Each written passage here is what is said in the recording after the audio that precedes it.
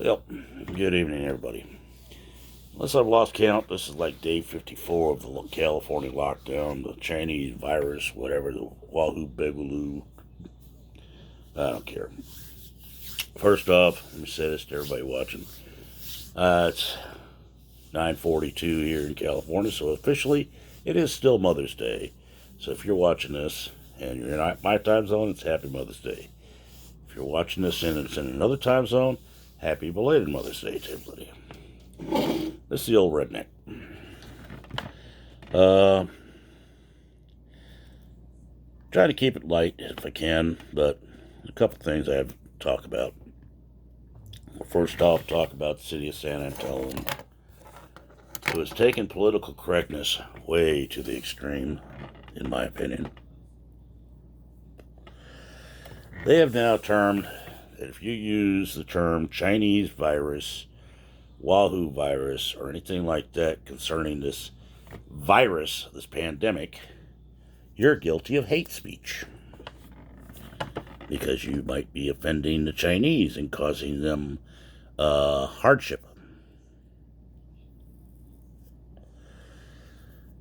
You know, I didn't think all the California liberals had made it that far yet. I guess they have. I wonder if San Antonio is a Democrat-run state or what? A city. I don't know. But it's kind of stupid. People call it the Chinese virus because that's where it originated at. If you can't understand that, you need to get your head out of your ass. You know?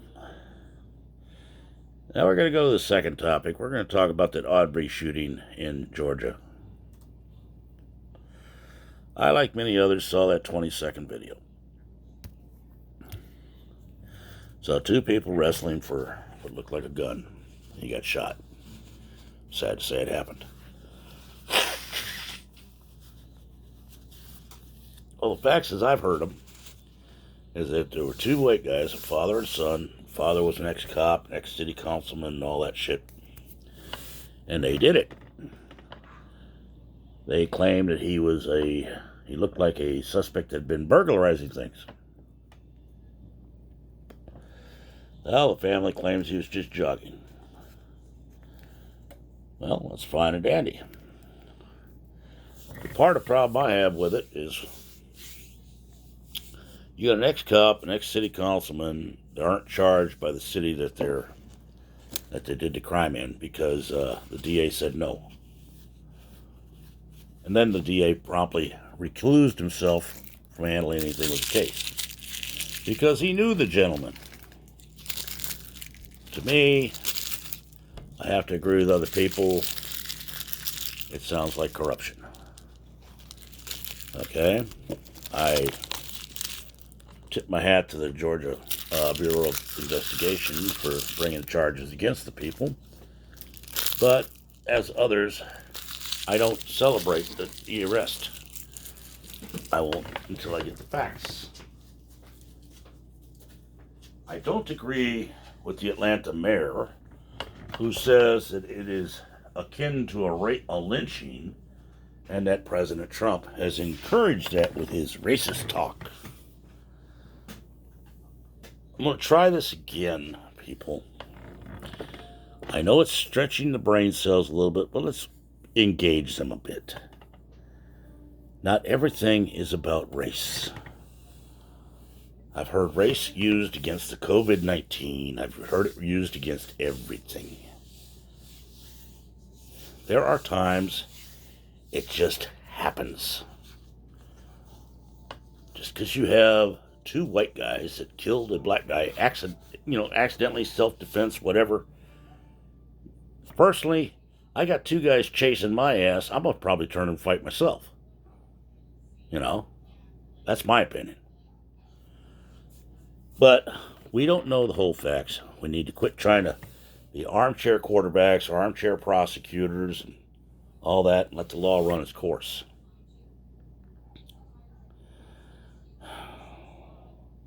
We don't need politicians sticking their toes in the water and trying to stir up more bad race relations with rhetoric that doesn't make any sense. Are there race problems in this country? Yes. Is it on both sides of the color line? Yes.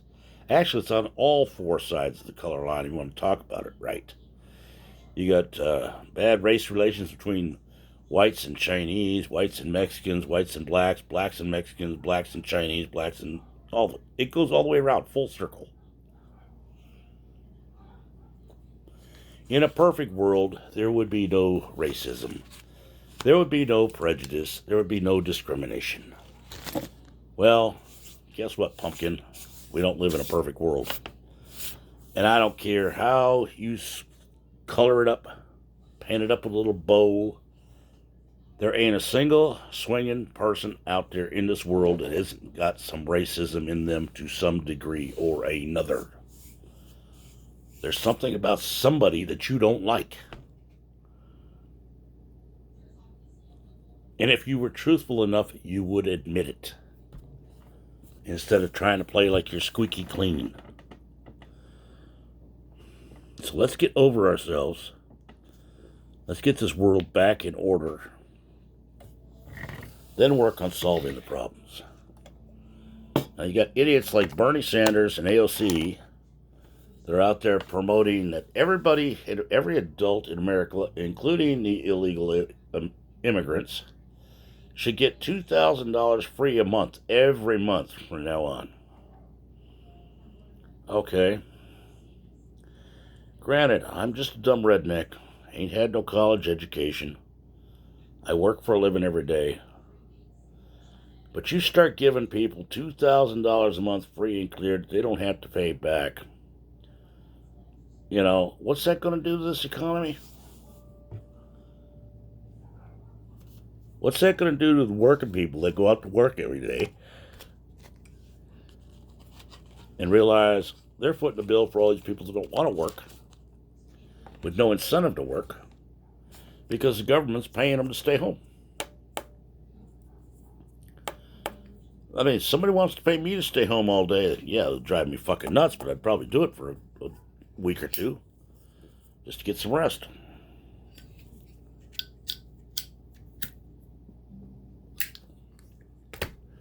But you know, I was kind of listening to this news lately, and it reminded me of a conversation that kind of got my second son suspended from school for a few days. He was in high school out here in California.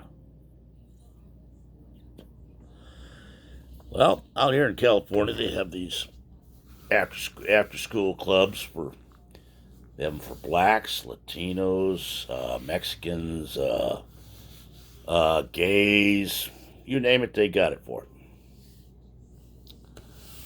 And he had no problem with that.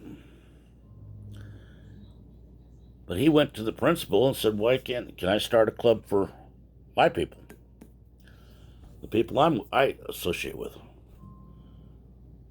Well, what's it going to be? It's going to be a group for whites. No, you can't do that. Why not?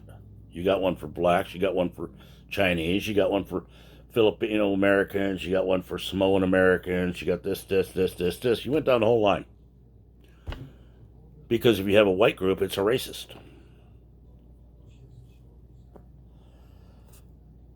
And he said, "How do you figure that?" Well, that's the way it is. End of story. And he says, "Okay, can I have one for American Indian?" He goes, principal goes, "Why? Why would you want that? You're not American Indian." He said, "I have American Indian in me. Why can't I be a part of the American Indian Club?" "No, that's not right. You can't do that. You're suspended. You can't question us." So he got suspended for a week.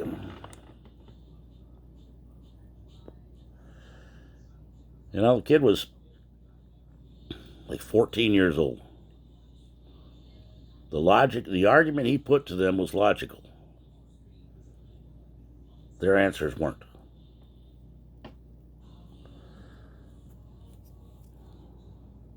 Why is it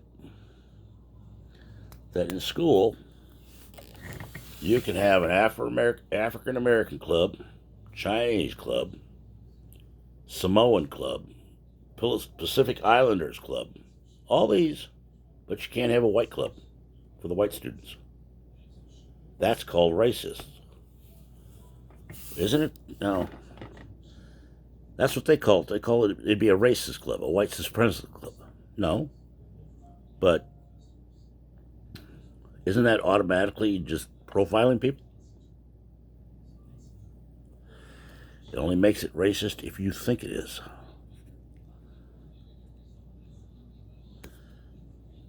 I don't consider myself a racist. I have friends in all races. I will work with all races. I have been called a racist simply because of where I'm from. And because of the fact I'm white. I have been told I can't call blacks this, but they can call me that with no repercussions. But if I say a certain word, I'm guilty of hate speech. Why is that? I don't mind you have your laws against hate speech and all this other crap. But don't you all think the laws ought to be equal for one and all? I do. But I guess that makes me, what's the word? Racist. Kind of goes back to these demonstrations we've had the last year or so. You have a conservative that wants to speak, that's been invited to speak at a university. And you got this group they call Ativa that's determined to destroy it. Ativa, they get told that they're not allowed there, they're not to bring weapons, clubs, or anything else. They come dressed for the kill. The cops let them walk right through. They start beating up on the conservatives. No charges ever brought. In some cases out here, the mayor has ordered the police to stand down on it. Berkeley comes to mind on that one.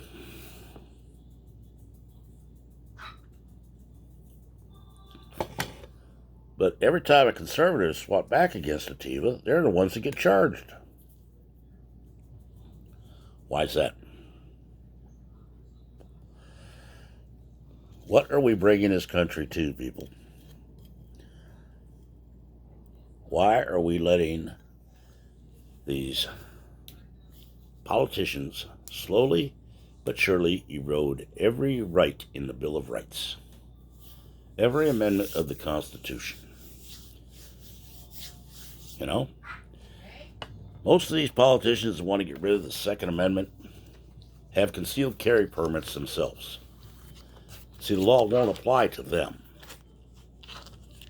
because they're special people. Most of these people, the politicians that want to get rid of the Second Amendment, also are supplied bodyguards at government expense. You know, they live in gated communities, they travel in convoys, they have armed guards, all that. Yeah, why do they need to worry? And I'll tell you what I've told others. If the politicians are ready to trust the police to respond when they need a response, they're willing to trust their life to the police response time and give up all their concealed weapons permits, give up all their bodyguards, you know, like 95% of the other people in this country have. And then we have to depend on the police. They're overmatched and understaffed and not respected very much. And when they're willing to do that, that's when I'll be willing to give up my weapons. Till then, better back your ass off, Charlie. Yeah, it's not been a good weekend.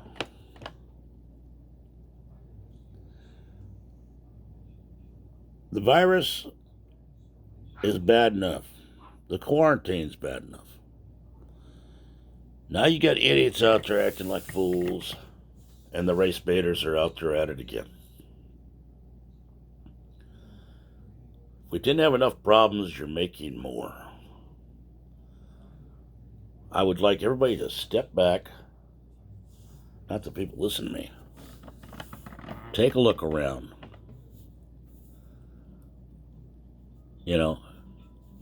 And see what's going on. There's a lot of people that have been locked down for this quarantine nationwide that are never going to have their jobs back because that place of business won't be in business. There's a lot of bills that won't be paid. The homeless problem's about to go through the friggin' roof. And the politicians are acting like it's business as usual. And it's not just a Democrats' problem. It's Democrats and Republicans. They all want their little finger in the pie. They all want their little added, oh, we got to do this for our corporate sponsors or we won't have a job when we get out of office. Oh my God, we have to get paid for these people behind the table. Yeah, ha ha. Last I knew, politicians didn't go in office to get rich. They were elected into office to respect and represent the people of their community. Is that what they're really doing, or are they lining their own pockets? People talk about the Republican Party being the grand old party of the good old boys. Well, the Democrats are the same way. One hand washes the other. Maybe we all need to look at the whole system.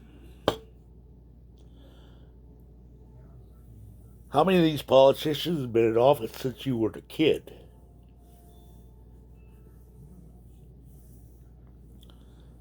Hell, I think some of them were 90-something years old. They're still in there.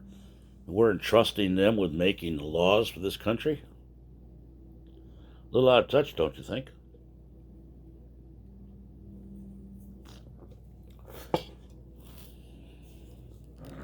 I can't remember the last time our federal representatives that are responsible for this area of California came into our county. Oh, they'll come in to the high dollar donors' houses and have little dinner parties where you get a hot dog and you pay $10,000, $20,000 a plate. When's the last time politicians came down and talked to you at your job? Or walked around your neighborhood, shook hands with you and talked to you about what's wrong in your neighborhood? Maybe we need to take it back to old school politics. Instead of 30-second sound bites on a television screen. Maybe it's just time the American people took back our own country. I don't know. Maybe I'm just tired. Tired of the whole mess.